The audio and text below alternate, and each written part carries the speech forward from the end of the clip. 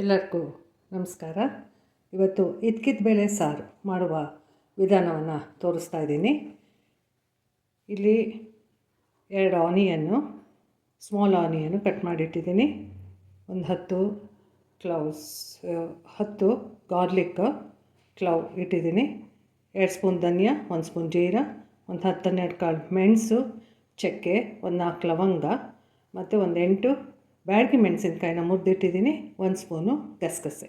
ಇದಿಷ್ಟನ್ನು ಒಂದು ಸ್ವಲ್ಪ ಆಯಿಲ್ ಹಾಕ್ಬಿಟ್ಟು 2 ಟೇಬಲ್ ಸ್ಪೂನ್ ಆಯಿಲ್ ಹಾಕ್ಬಿಟ್ಟು ಇದಿಷ್ಟು ಫ್ರೈ ಮಾಡ್ಕೋಬೇಕು. ಸ್ವಲ್ಪ ಟರ್ಮರಿಕ್ಕು ಹಾಕಿ ಫ್ರೈ ಮಾಡ್ಕೊಳ್ಳೋವಾಗ. ಮತ್ತು ಇಲ್ಲಿ 1 ಕಪ್ ಕಾಯಿ ತುರಿ ಇಟ್ಟಿದ್ದೀನಿ. ಫ್ರೈ ಮಾಡಿದ್ಮೇಲೆ ಈ ಕಾಯಿ ತುರಿನ ಇದ್ರೊಳಗೆ ಹಾಕ್ಬಿಟ್ಟು ಒಟ್ಟಿಗೆ ಮಿಕ್ಸಿನಲ್ಲಿ ಮಾಡ್ಕೊಳ್ಳಿ. ಅದಾದ ನಂತರ ಮತ್ತೆ ಇಲ್ಲಿ 2 ಆನಿಯನ್ನು ಕಟ್ ಮಾಡಿ ಇಟ್ಟಿದ್ದೀನಿ. ಒಂದು 4-5 ಬೆಳ್ಳುಳ್ಳಿ, ಕರ್ಬೇವಿನ ಸೊಪ್ಪು ಮತ್ತು ಒಗ್ಗರಣೆಗೆ ಒಂದೆರಡು ಒಣಮೆಣಸಿನ್ಕಾಯಿ ಇಟ್ಟಿದ್ದೀನಿ. ಮತ್ತು ರುಚಿಗೆ ತಕ್ಕಷ್ಟು ಉಪ್ಪು ಹಾಕ್ಕೋಬೇಕು.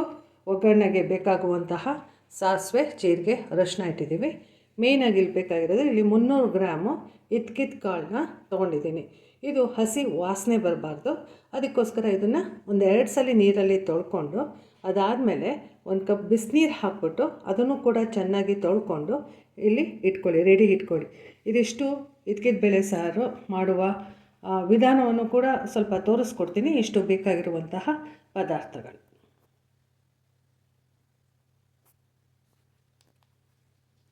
ಈಗ ಮಸಾಲೆನ ಆಡಿಸ್ಕೊಂಡು ರೆಡಿ ಇಟ್ಟಿದ್ದೀನಿ. ನೋಡಿ, ಈ ರೀತಿ ತರ್ತರಿ ರುಬ್ಕೊಳ್ಳಿ.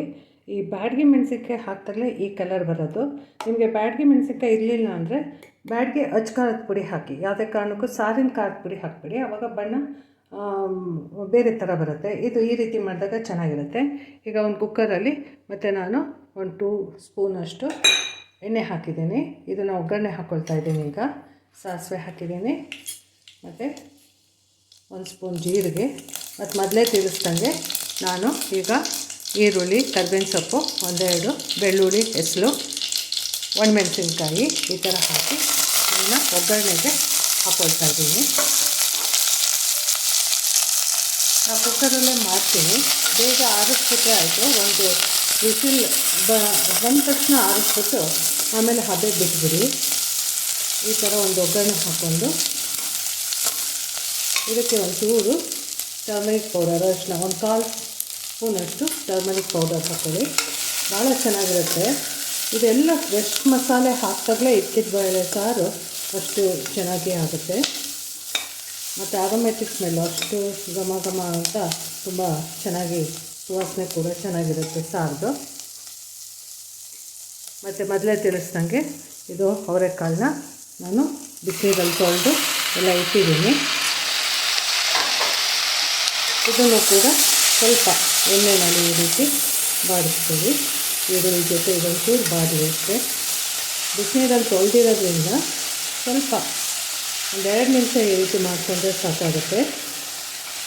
ಇದು ಚಪಾತಿ, ರೊಟ್ಟಿ ಅದಕ್ಕೂ ಕೂಡ ಚೆನ್ನಾಗಿರುತ್ತೆ. ಆವಾಗ ಸ್ವಲ್ಪ ನೀರು ಕಡಿಮೆ ಹಾಕ್ತೀರಾ. ನೀರು ಸ್ವಲ್ಪ ಜಾಸ್ತಿ ಹಾಕ್ದಾಗ ನೀವು ಸಾರು ಥರ ಮುದ್ದೆಗೆ, ಅನ್ನಕ್ಕೆ ಎಲ್ಲ ತುಂಬ ಚೆನ್ನಾಗಿರುತ್ತೆ. ಮತ್ತು ಅಂಗಡಿಯಿಂದ ತರ್ತಿರಲ್ಲ ಇದ್ಕಿದ ಕಾಳು, ತರೋಕ್ಕೆ ಮುಂಚೆ ಒಂದು ಟಿಪ್ಸ್ ಏನು ಅಂದರೆ ಸ್ವಲ್ಪ ಸ್ಮೆಲ್ ಇದೆಯಾ ಅಂತ ನೋಡ್ಕೊಳ್ಳಿ. ಯಾಕೆಂದರೆ ಅವರು ಹಿಂದಿನ ದಿವಸದ್ದು ಎಲ್ಲ ಕೊಟ್ಬಿಟ್ರೆ ಬೇಳೆ ಸಾರು ಕೂಡ ಸ್ಮೆಲ್ ಬಂದ್ಬಿಡುತ್ತೆ. ಇದು ಫ್ರೆಶ್ ಆಗಿರೋದು ತರಬೇಕು. ಇಲ್ಲಿ ನಾನು ಅವರೆಕಾಳನ್ನ ಇದಕ್ಬಿಟ್ಟು ಫ್ರೆಶ್ಶಾಗಿ ಮಾಡ್ತಾಯಿದ್ದೀನಿ. ಹಾಗಾಗಿ ಚೂರು ಕೂಡ ಸ್ಮೆಲ್ ಇರೋದಿಲ್ಲ. ಮನೇಲೇ ಮಾಡಿದಾಗೂ ಕೂಡ ಚೆನ್ನಾಗಿರುತ್ತೆ.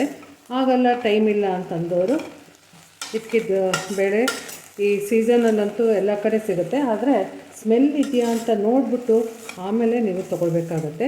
ಈ ಥರ ಸ್ವಲ್ಪ ಎಣ್ಣೆಯಲ್ಲಿ ಬಾಡಿದ್ಮೇಲೆ ನಾನು ತಿಳಿಸ್ದಂಗೆ ಈಗ ಈ ಒಂದು ಮಿಕ್ಸಿಲಿ ಹಾಕ್ಕೊಂಡಿದ್ದೀನಲ್ಲ ಅದನ್ನು ಈಗ ಹಾಕ್ತೀನಿ. ಅದಕ್ಕೆ ಸ್ವಲ್ಪ ನೀರು ಇಟ್ಕೊಂಡು ಮತ್ತು ಇನ್ನೊಂದು ಕಡೆ ಒಂಚೂರು ನೀರನ್ನ ಮರಳಕ್ಕೆ ಇಟ್ಕೊಳ್ಳಿ. ಅವಾಗೇನಾಗುತ್ತೆ, ಒಂದೇ ಸಲ ನಿಮಗೆ ಮತ್ತೆ ನೀರು ಕಾಯೋದು ಬೇಕಾಗಲ್ಲ. ನೋಡಿ ಎಷ್ಟು ಚೆನ್ನಾಗಿ ಕಾಣ್ತಿದೆ ಕಲರು. ಈ ಬ್ಯಾಡಗಿ ಮೆಣಸಿನ್ಕಾಯಿ ಹಾಕಿದಾಗ ಖಾರನೂ ಕಡಿಮೆ ಇರುತ್ತೆ, ಕಲರ್ ಚೆನ್ನಾಗಿ ಬರುತ್ತೆ.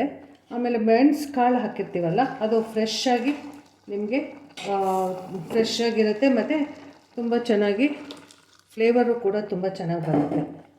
ಸೊ ನೋಡಿ, ಈಗ ನಾನು ನೀರನ್ನ ಒಂದು ಕಡೆ ಕಾಯಕ್ಕಿಟ್ಟಿದ್ದೀನಿ.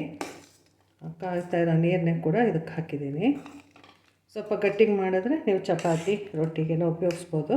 ಇದು ಒಂದು ವಿಶಿಲ್ ಬಂದ ತಕ್ಷಣ ನೀವು ಇದನ್ನು ತೆಗೆದುಬಿಡಿ. ನೋಡೋಕ್ಕೇ ಎಷ್ಟು ಚೆನ್ನಾಗಿ ಕಾಣ್ತಾ ಇದೆ ನೋಡಿ. ಇದಕ್ಕೆ ಬೇಳೆ ಸಾರು ತುಂಬ ಚೆನ್ನಾಗಿರುತ್ತೆ ನೋಡಿ. ಕುಕ್ಕರು ಯಾವುದೇ ಕಾರಣಕ್ಕೂ ಜಾಸ್ತಿ ಹೊತ್ತು ಬಿಡಬೇಡಿ.